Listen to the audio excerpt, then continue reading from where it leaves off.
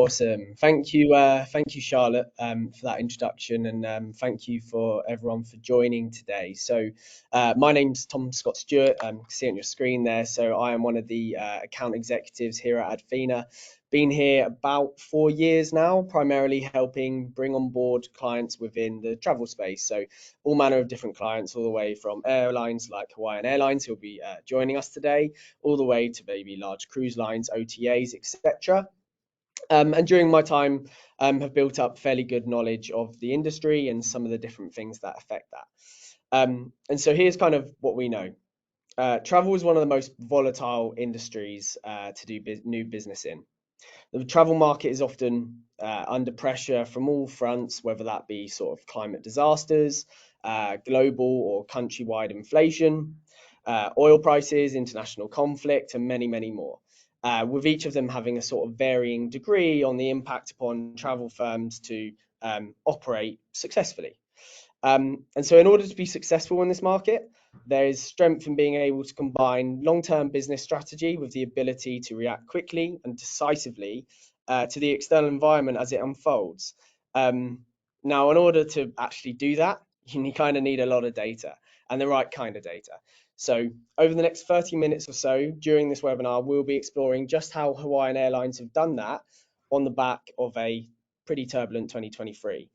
And so today we'll be joined by Corey Hutchinson, and he'll be sharing how Hawaiian Airlines have overcome these challenges and many more, whilst looking after the largest and most important channel for new customer acquisition, which is actually Google search. So yeah, Corey, welcome. Be great if you could kick things off with a bit of an introduction. Yeah, absolutely. Thanks for having me here today.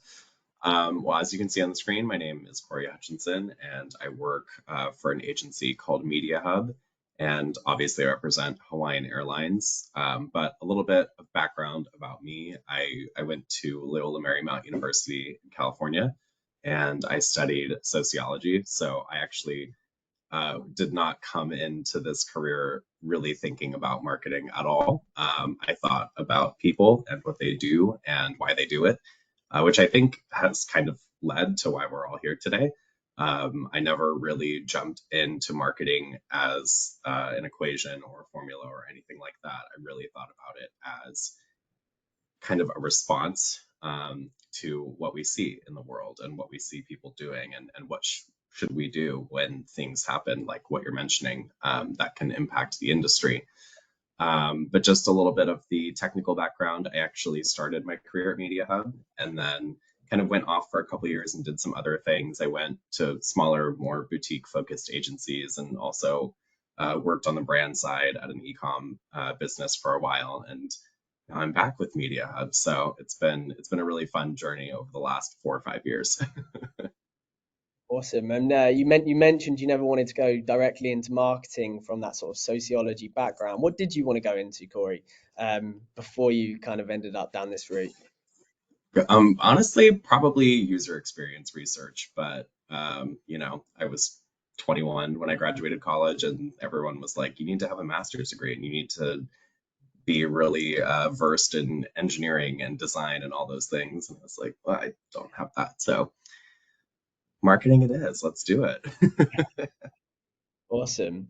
And so obviously ahead of this webinar, I mentioned a bit at the beginning that we'll be sort of exploring some of the events that took place in 2023 and some of the impact that that's had in the sort of airline space. And I know you work obviously quite closely with those in Hawaiian Airlines. So probably be of benefit to those on the call maybe who aren't familiar, if you could give a bit of an overview into Hawaiian Airlines, their offering, and a bit more about that, if that's all right. Yeah, absolutely. Hawaiian Airlines is pretty unique if when you're thinking about, airlines in the United States, because that's what we focus on is United States offerings. And it's really interesting because you think about American Airlines, Delta, United, all those major airliners, and they go anywhere, and they have partnerships with other sorts of airlines that are a little bit more niche, like France Air and all that. But Hawaiian is really catering to exploring the Hawaiian Islands. So they're not offering like flights to Europe or like anything like that. obviously. I think they're kind of niche extras that they do flights to the Cook Islands, Fiji, Bora Bora, all that. So that's really unique. But really the main offering is, let's get people exploring Hawaii wherever they're coming from. So, you might work through some sort of complicated connection if you are coming from, say, Europe and you're for some reason going to Hawaii. But we always really focus on like the United States piece of that. And it's not just let's get people to Hawaii, it's also let's educate people about Hawaii and let's help people understand like their impact on the travel to Hawaii. And a lot of airlines, don't really do that because they're kind of servicing so many markets that it's kind of impossible to do that. But at least with Hawaiian, they do have that ability to really hone in on the island's really natural kind of desire for lore and nature. As someone who grew up going to Hawaii a lot and has flown Hawaiian Airlines many times, that was always the one thing that I remembered as a kid. It was like I was hearing all of their lore that they've passed down for generations, and I was hearing about how nature and mythology was really tied together, even just on the airplane going to Mm. Hawaii. So it's a very cool kind of experience as a whole that incorporates culture and history and storytelling versus just getting on a plane and going from point A to point B. Yeah, definitely. And Hawaii as a place is obviously just so unique. How do you feel like competition is across maybe those individual routes and flights to Hawaii? Do you see a lot of it, or do you feel like potentially you're in a position where you have such strong USP and obviously brand presence that actually it's not something you worry about too much? I mean, yeah, there's a ton of competition, especially in the post-COVID era. And, I think all the airlines saw how much of an opportunity it was to offer special rates to Hawaii. And, it's not just like one island in particular, it's all the islands and it's the island hopper flights as well when you're just going bouncing between the islands and the state. There's even competition for that. So, we're kind of always thinking about that and what's the best way to kind of compete without, destroying ourselves completely.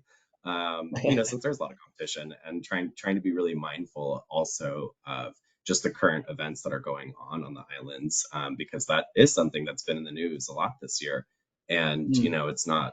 it's sometimes it's not always the best idea to compete and offer a new rate when there's a serious natural disaster happening. Sometimes we want to pull back and we want to think about, how do we help the islands versus, pushing that ROAS or pushing that revenue. 100%. I think that's probably something we'll get into a bit more and hopefully explore as this webinar goes on. Of course, Corey, you work alongside an agency now, so currently working within Media Hub. Can you just share a bit more about sort of how long you've been working there and potentially how you partner with Hawaiian Airlines, and maybe a little bit about what that looks like in terms of maybe where your sort of responsibilities lie? Yeah, definitely. I've been with Media Hub for kind of a segmented total of 3 years, within my kind of roundabout journey. And we've had Hawaiian Airlines for quite some time now, and we work really closely with them on more of a conversion piece and understanding acquisition for new customers who are flying to Hawaii, as well as obviously some of the other marketing funnel pieces. For myself, I'm really just responsible for paid search, and so that really entails just all things Google and Bing, and really getting into where are people coming from? What are they searching that led them here? What's the best way to go after that and not inflate our CPCs? If we have any really kind of particular PPC people on the line, you know all about that. And really just trying to find really new ways to target people and not just run into the same audience exhaustion all the time, because with some of the updates that are coming in Google and a lot of the data privacy laws that we're adhering to, that can kind of be a challenge. So I think that's something that we're anticipating, and always thinking about. Yeah, when it comes to those new data laws, what are you referring to a bit more specifically there, Corey? What have you seen? Yeah, so we see a lot of drop off just because of the cookies and banners that are being implemented onto really any brand's website within the United States. Because at this point, data privacy on the internet is not really a federal issue, so states are kind of tackling it as they go, which does make our job a lot harder. Yeah, Because it's not just yeah. like a national opt out, it's a really segmented and fragmented strategy in terms of like what states do we exclude certain audiences. Mm. And that can always change at any moment. It's like, I don't know, I'm just going to pick a random state, whether they have laws or not. Like maybe Florida tomorrow is like, well, it's banned. You have to change your strategy now. So it's a little complicated, and it doesn't give us full visibility into how many conversions we actually are getting, and we Mhm. lose a lot of that ability to retarget and build out a lifetime audience. So it is a little challenging, but so far in the travel industry, there hasn't been like too much impact there. I would say it's a lot of other brands that see that impact. That would be some of the partners you work with at Media Hub probably suffering from similar things as well.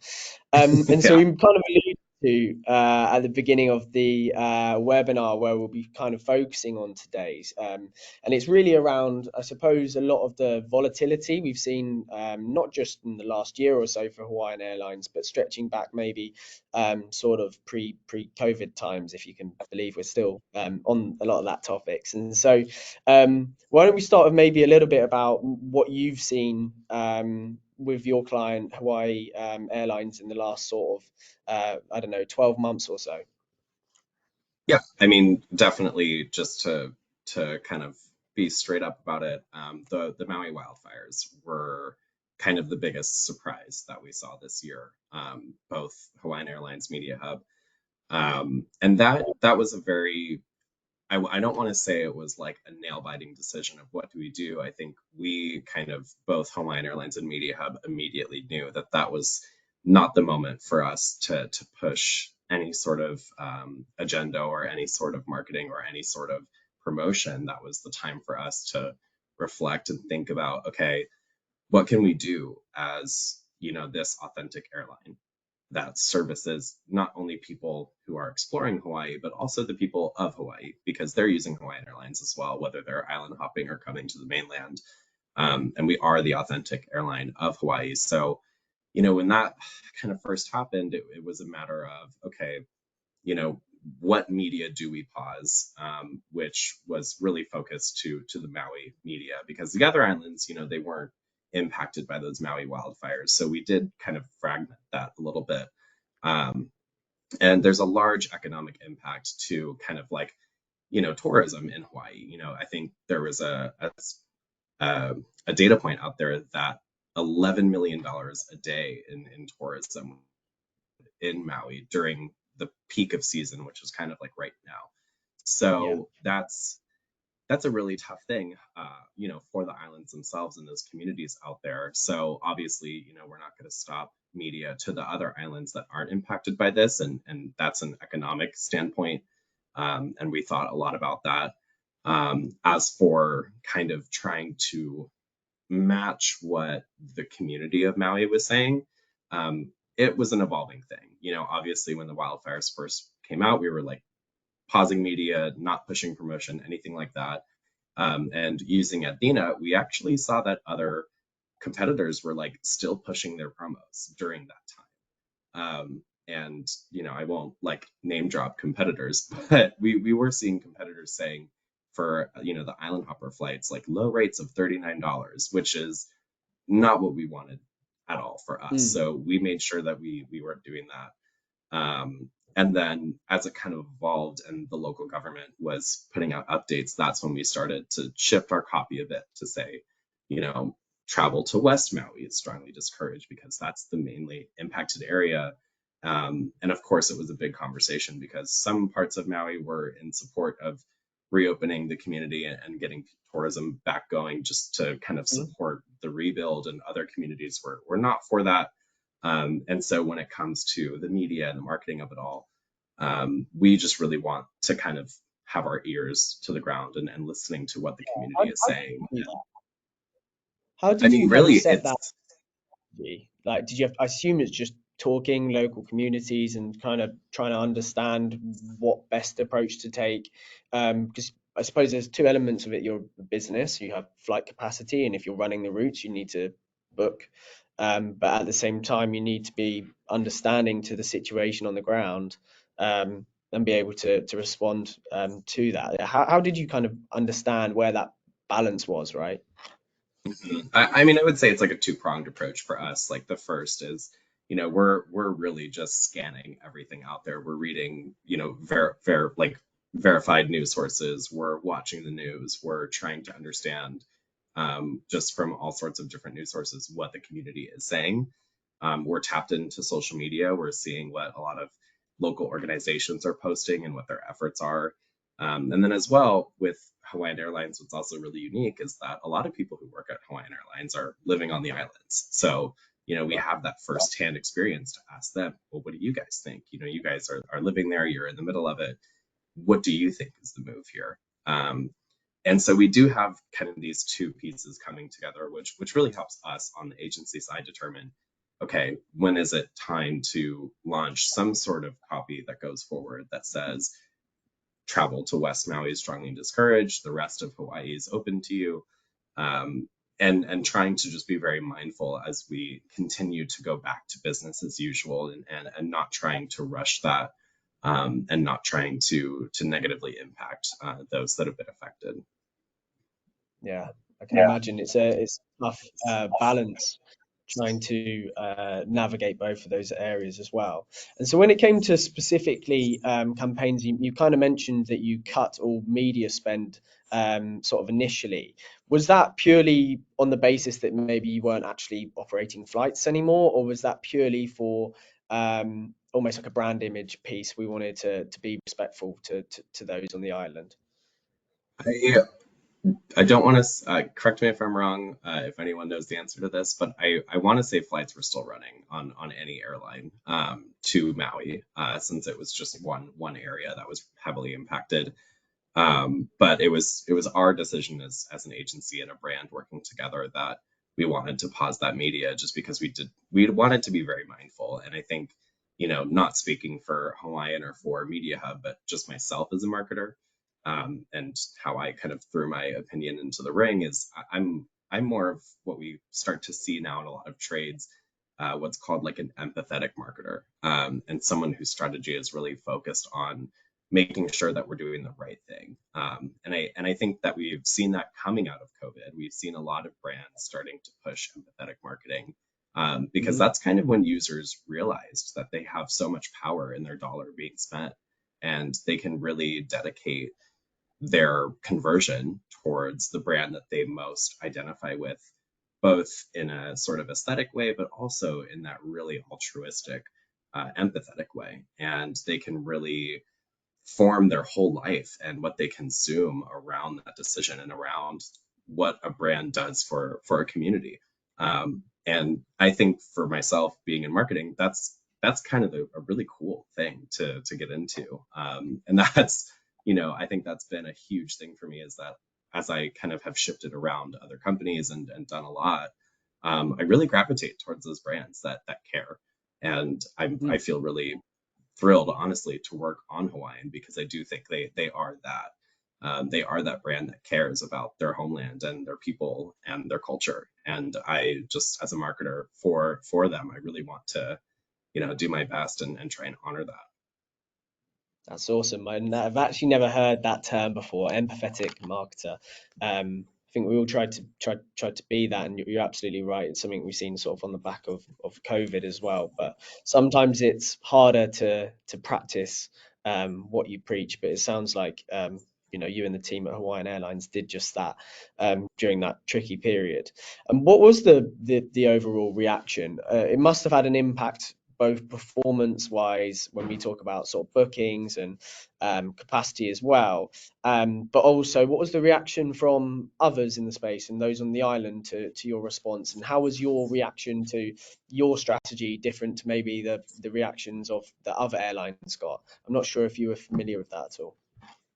Yeah, I mean, from a consumer perspective, I'm not too familiar with the reactions to our strategy or the reactions to competitor strategy. That is kind of the tough thing about search is that there's no comment section. We can't see how people feel about that. But Just I would say, right. We can maybe look at the Google reviews. Maybe someone left a really nice review on the brand SERP or something like that. I have no idea. But I would say for the team at Hawaiian and other teams at Media Hub, I think there was just a lot of I would say gratitude for the approach that we had, and just being very mindful of the situation, because that does set an example for other teams that we have here at Media Hub and other clients, and just other current events that are happening. And I think it starts a discourse really within our agency, to say, okay, well, this team had this huge thing happen that popped up out of nowhere, and this was how quick that response was, and that kind of is our job as marketers. We have to be tapped in and we have to understand what's going on. And it's very similar to how we handled COVID, I think. We're not pushing flights during the pandemic. We're trying to be mindful of a global situation, and we're trying to be really mindful of the actual health impact of hundreds of thousands of people getting sick and a handful of those people actually dying from what they experienced. And we don't want to be the airline that's like, well, we have a great deal while all that's going on, here you go. Yeah. That's, I think a lot of consumers saw that. They saw a lot of that. They saw people pushing like half off sales on flights and whatnot.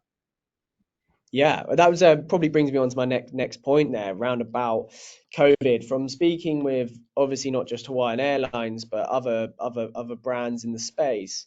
Um, Obviously, coming out the back of COVID, we've seen a number of things. Obviously, you'll probably go back to remembering we had this sort of green light or red light countries where you can and can't travel to, and airlines had to try and ultimately come up with a strategy how best to serve flights within that period. And then what we tended to see in the last sort of 2 years or so as we've come out of COVID is that actually consumers had far more cash that they were readily and willing to spend, and no one had been traveling in so long, and everyone kind of needed a holiday. So we just saw a massive, increase in bookings and sales. And this isn't just airlines, right? This is like OTAs. We've seen lots of brands actually hitting, not just 2019 levels, but actually hitting the best summers that they've been hitting in a long time. Um, and naturally, when that sort of happens, what we also tend to see is an increase in targets, right? And sometimes budgets don't always increase quite as much. And it tends to be a big trend that we're seeing in 2023. How's it been for you guys at Hawaiian Airlines? Have you seen something similar to that on trend, or have you seen something slightly different as we sort of pass the years since COVID? Yeah, definitely. I mean, obviously 2020 was not our year for numbers. I don't think it was anyone's year in the travel industry. And if it was, I would love to see those numbers because that's wild. But after 2021, 2022, when we had our vaccines roll out across multiple countries, and we had a lot of people getting those vaccines and also their boosters and whatnot, and a lot of the kind of airlines and other travel brands really focusing on making sure people get those, especially the airlines, and having those requirements set in place. That's when we started to see that uptick, and I'm sure other airlines saw that too. What's I think really interesting is the kind of economic impact that no one has really talked about too much. Um, but a lot of people in the United States specifically, they were getting unemployment that whole time, and even after vaccine rollout. And so that was, what if it wasn't money being used for saving for rent or bills or any sort of safety net. There were Yeah. a lot of young people who were using that for travel. And and people were really public about that on the internet. It's not like people saying, "Oh, I heard this one guy do it." It's like someone on TikTok or Instagram saying, "I'm using my unemployment check that pays me more than my regular job to go to X place." And that was the reality in the United States, was that some of these companies were not paying their employees enough. And so when they got on unemployment, they were like, this is the most money I've ever been making without doing my regular job. Yeah. Which is a crazy concept for the United States, but I'll save that for a different webinar. Um, but people were saving that money, and if they weren't going out to restaurants, bars, whatnot, they were also saving that money that they would have spent out, and they were using it towards travel. So definitely 2022, we saw for Hawaiian our best numbers we'll probably ever see, honestly, because Mhm. that was the time to go to Hawaii, and the rates were good and the resort fees were low. I would say this year it's a little bit more business as usual. Those resort fees are back up, Yeah. which is something that we're not in control of. So that's tough. And that does impact our flight numbers. When you start, I think just, on a personal tangent, where I'm going on a family vacation to Hawaii pretty Mhm. soon. And we were looking at resorts versus, VRBOs and Airbnbs. And it was significantly more to stay at a resort than a VRBO. I Mhm. want to say like thousands of dollars more, like tens of thousands of dollars more to do like 10 days at a resort versus 10 days in someone's vacation rental. Yeah. And so you've seen, I don't know, those prices in resorts maybe increase. Maybe there's a little bit less pent up demand previously. Um, I know. Obviously, on the agency side, did targets go up? Have you looking to increase numbers from sort of 2022 to 2023, or have they stayed fairly consistent? I mean, I think we think about that a lot, and we think about those targets that we hit last year. Um, Really, we're kind of operating on a more like CPA basis than a Right. booking basis. Obviously, we have things to hit, as every airline does, with those PAX numbers, filling those flights, making sure that they're kind of meeting that baseline. Yeah. We account for that as any team would.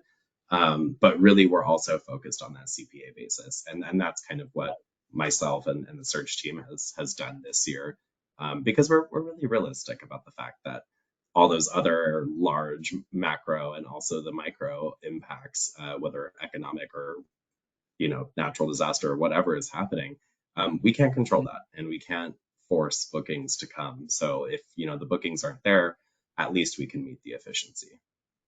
Yeah, awesome. Do you use anything currently as part of your strategy now to make sure that you're staying within those sort of CPA levels and you're comfortable and you're sort of maintaining? I suppose like it'd be a situation where although you want to, keep those CPAs at a good level, like someone would probably be unhappy if we only had like two or three bookings a day or a week. So there's always that trade-off. Do you use anything currently just to make sure that you're still hitting those volumes? What sort of things would you do to make sure that performance is always on top, even when you're being pressured from increasing inflation, maybe resorts, less demand, all sorts of things happening? Yeah, I mean, as it relates to Athena, we're constantly using, a lot of those amazing tools that the platform has to kind of understand like where we can push those dollars to get the most bookings. So we use a lot of that kind of like day of time reporting, where we can see the competitors and exactly how much click share they take, how much click share they lose at what specific time. And we actually try to like model our ad schedule off of that, because it's really helpful for us to understand like if all of these airlines are bidding up against us, like Monday at 4 p.m., to throw a random day and time out there, then we're not going to spend a lot of money on that day. Obviously, we're not going to try to like stand out amongst those airlines, because as I Mhm. mentioned, those airlines are servicing so many other markets that it's kind of like, you know, a small restaurant trying to bid against DoorDash. It's just not going to happen. Um, I suppose in a situation, right, Corey, where actually it's not like maybe other, let's say someone like United or maybe someone that operates maybe more globally. You're not in a situation where you can pivot and maybe shift budget from one route or destination into something else based on competition, right? You have to, you kind of have to serve a bunch of branded terms and maybe a bunch of key sort of non-brand terms within that. And there's not a whole lot of variation, but I suppose you can kind of schedule those to make sure that you're making best use of your budgets and just allowing for making optimizations as you can alongside maybe like ad copy and incentives and whatever else you've got going on there. Yeah, I imagine our strategy, if it were to be like cinematized, looking a lot like, a Matrix, like dodging the bullet scene. Like we're not trying to like be in the middle of that. We want to be really smart about how we're spending our dollars. And a lot of those global airlines, they have a bigger search budget, and that's just the reality of the markets they service. And we can see that in Athena when we're looking at share of spend. We can see that when we're looking at the share of clicks and the share of impressions. So we just want to make sure that for what terms we service directly, that we're maximizing that impression share as best we can without trying to like waste our whole budget on, going up against United. Yeah, yeah, that makes sense. I think one of the things you kind of alluded to at the beginning is around actually the fact that you kind of operate across different locations and you obviously kind of work on gaining customers from various parts of the US. Do you see any changes in terms of how you go about targeting each of those different states, or do you use any different sort of language or anything like that? I mean, it really depends on just what markets Hawaiian services, and for markets that Hawaiian does not service, we try to think about the ability to connect to markets that they service. So I would say in terms of the language, like we are trying to, you know, even if like the connecting flight isn't on Hawaiian, obviously, like they can make that last leg of their connecting trip on Hawaiian. So we do try to think about that a lot, in terms of some of those like East Coast markets that we think about that do drive a good amount of revenue for us, and do have decent booking volume, but they're not our core markets at all. Just from a geographic perspective, you're not gonna find a one-way flight from JFK to like Hawaii's airport. That's not or Maui's airport or Kauai's even. That would be a crazy flight. But you can always like connect into LA or Austin or whatever. So we do try to think about that from a messaging perspective is like, you might not find the direct flight, but if you're willing, Hawaiian can take you there from here. Yeah, and is that the go-to? Is that the messaging you'll go with? No, it's pretty Take it's you pretty from subtle. after. It's you once they get on the page, they'll figure it out. But I would say the messaging is pretty subtle, just to kind of be more eye grabbing. Awesome. Awesome. Thank you for sharing those insights, Corey. Just in the basis of time and kind of wrapping things up, if I was to maybe ask you over the last 3 years, we kind of spoke a bit about the fires, and we've spoken about obviously COVID, and we know that there's been mass inflation, and we see that there's various maybe international conflicts and everything going on that you have to adapt to, especially within this industry. What would be those three takeaways, if you could do them, I don't know, fairly briefly based on time, that you would say to other marketers who are maybe watching today? Yeah, I would say for the first piece, on both the personal and the business side, you want to stay true to your business model, whatever that is, for whatever brand you're working for, and making sure that you are meeting those numbers, meeting that efficiency, whatever it is that you have to do. But also, you want to stay true to the customer, and that's kind of where that empathetic piece comes in. You don't want to try to force them into something that they don't know if they want. Especially if it's during a turbulent time, we don't really want to push something on a customer and make them feel conflicted about their purchase. And I would say that the second takeaway is there's so much data around us, whether you're using Athena or not. I'm personally really happy that we are, because there's a lot of insights there that Google does not give us. And there isn't a piece of data that's too small, is the thing. You can find a really interesting insight from like a device bid adjustment, or even a location target and some sort of keyword impression share. There's a lot of interesting data out there. So don't ignore any piece. Try to be very holistic about your approach. And the third is really just don't be afraid of change, whatever that is. I think over the last 3 years, marketers have had to change their strategies on the fly really quickly, without any warning. And you just can't be afraid of that. You have to roll with it. You have to just do it, and you have to um, be really smart about it. And there's not really a strategy for that. I would say that's just, you are that marketer who can flip things in a jiff, or you have a really strong team that can support you and make that change that quickly. And you just have to stick with it until you find something that works within that change, or you can go back to how you used to do it. If it worked for you, great. Think sometimes it's about taking that risk, not burying your head in the sand, and making that change. But then, to your point at the beginning, when maybe you've got to be respectful to maybe those on the island and other situations, actually thinking, when do we not make a change? When do we just kind of pull back to that situation? So I really like that last point. It's kind of react and be bold when you can, based on the data. But when you can't, sometimes you can't. Not every situation is one that can be won or lost in those ways as well. Awesome. I think that wraps us up to pretty much everything for that we wanted to cover off today. So a big thank you, Corey, for coming and helping me out on this webinar today. And thank you everyone else for joining. I'm going to pass over to Charlotte, who's going to wrap us up today. She may have a few questions if there were any in the chat, but I'll pass over to Charlotte. Yeah, actually, I feel like we could have let this conversation go on for the next 30 minutes, but yeah, we are over time. We did have a couple of questions come in live.